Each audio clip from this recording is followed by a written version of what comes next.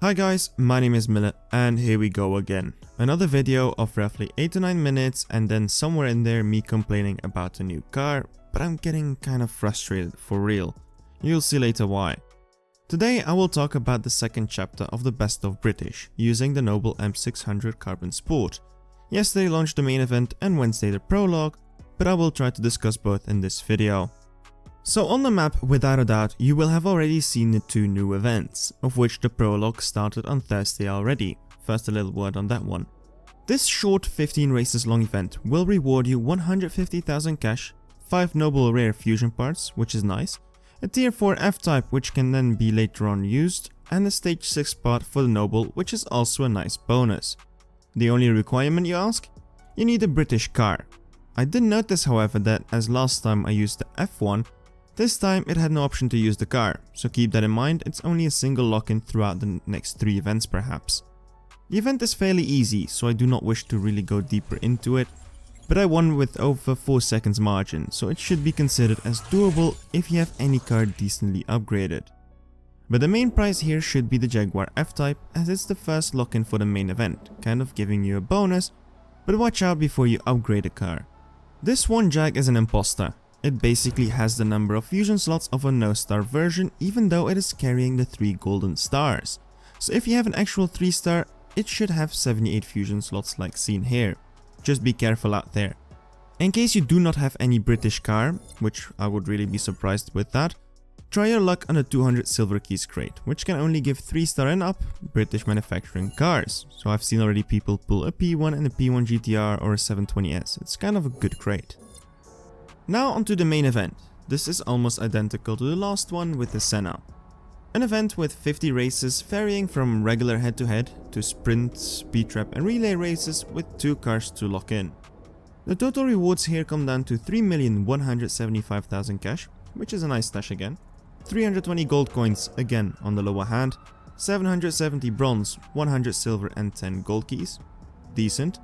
Followed up by 24 uncommon, 9 rare and 6 epic fusion parts, which could have been more as it is a new manufacturer, and 1 stage 6 part that, unlike last time, cannot be won on a regular race but through a relay race on number 43. This time I did not get a dupe, but I have to say I did have my game close between the Prologue and the main event, or I just could have gotten lucky this time around. The lock-in order. For the first slot, you will have to use the car you most likely already have.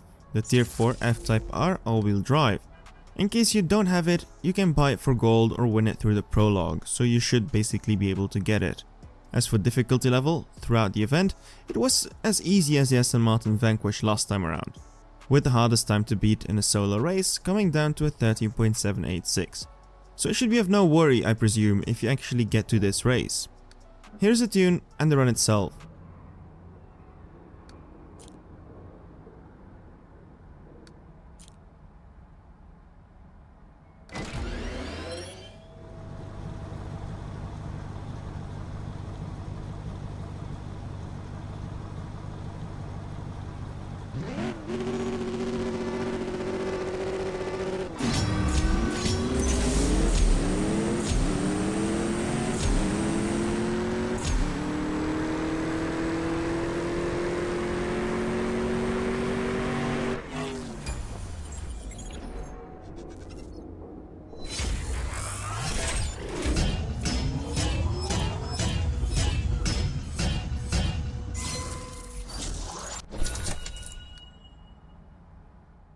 The second slot lock-in is then obviously for the all-new noble M600 Carbon Sport, a car that goes back to the roots, trying to break the trend of the new cars with all those technological gadgets in there.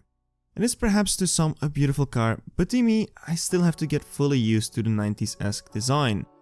Unlike the F-Type, you will have to pay some dough to get this car, and like usual, when trying to buy it, bundles will pop up.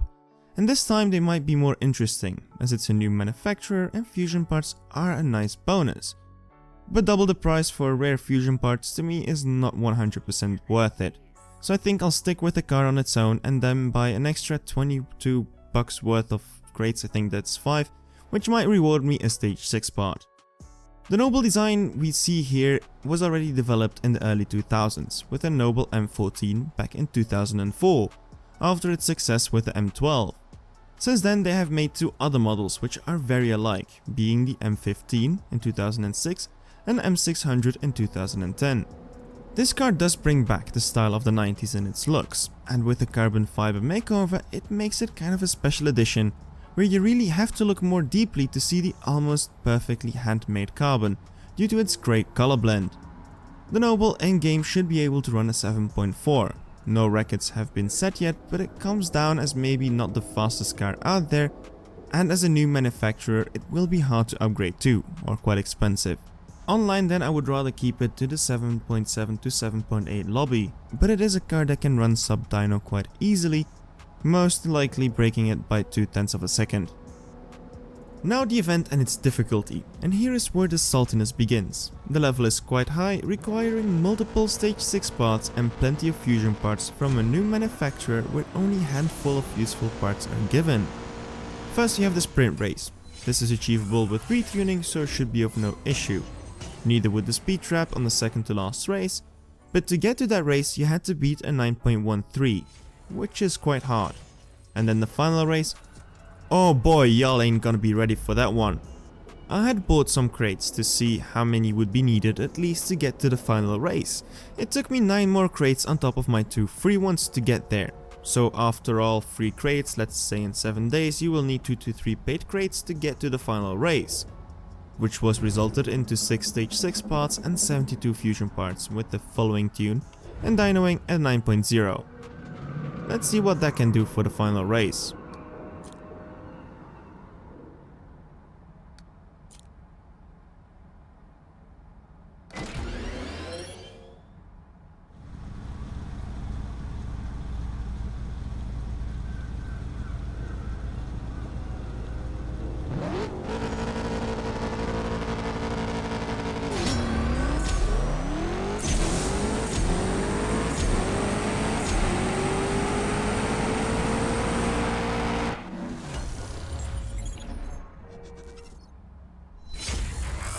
An 8.3. Bruh.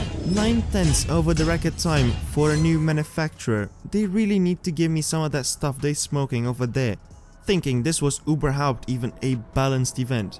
If you want to give us an event of this difficulty, then give us decent items to stock up ourselves to use.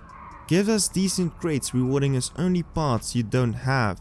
I paid $4.50 for a crate giving me bloody 5 uncommon fusion parts I already had. Useless. They put the difficulty level as high as a Yesco final time, where we had a known manufacturer now versus a new one. A 6.9 car versus a 7.4 car.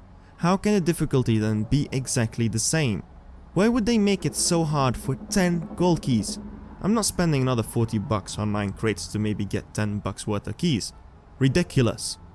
Something is wrong with this and I'm not happy about it, and I really do want Natural Motion to hear this because this kind of stuff kills the fun in any kind of event.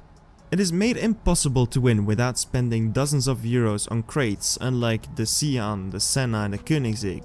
So please do bring into consideration this is a new manufacturer, make it more pleasing and drop the difficulty level. So is it worth it? No, by no means, unless you are a collector and just want to get the car. The goal of the Speedtail is far in the future, where you will need another 3 cars, all being new manufacturers too. So that will cost a lot of money if you want to get it and you want to run in the finale, because it's no guarantee you get it. And then in the finale, if it's like the Supra event, it will be ridiculously expensive, seeing they are new manufacturers and you will need a lot of parts. Don't get me wrong, I do like a new brand in game, but I feel like then expectations and difficulties should be lowered accordingly. Because the only ones who win here are modders and those who offer mod services. If I had my current garage like it is now and I did not have my channel, I wouldn't have bothered trying to go for the Speedtail just due to the fact how expensive it will become over time. And the Senna, what was that, 2 weeks ago? That one was fully worth it because it was a very fast car, easy to upgrade, fun event. But this? Too much, man. Too much. For what the future brings, like said earlier, we can expect another 3 more chapters to come before the finale, and each and one of them for the covered cars in the garage, being the Ginetta Aquila, the Ultima RS and the TVR Sagaris.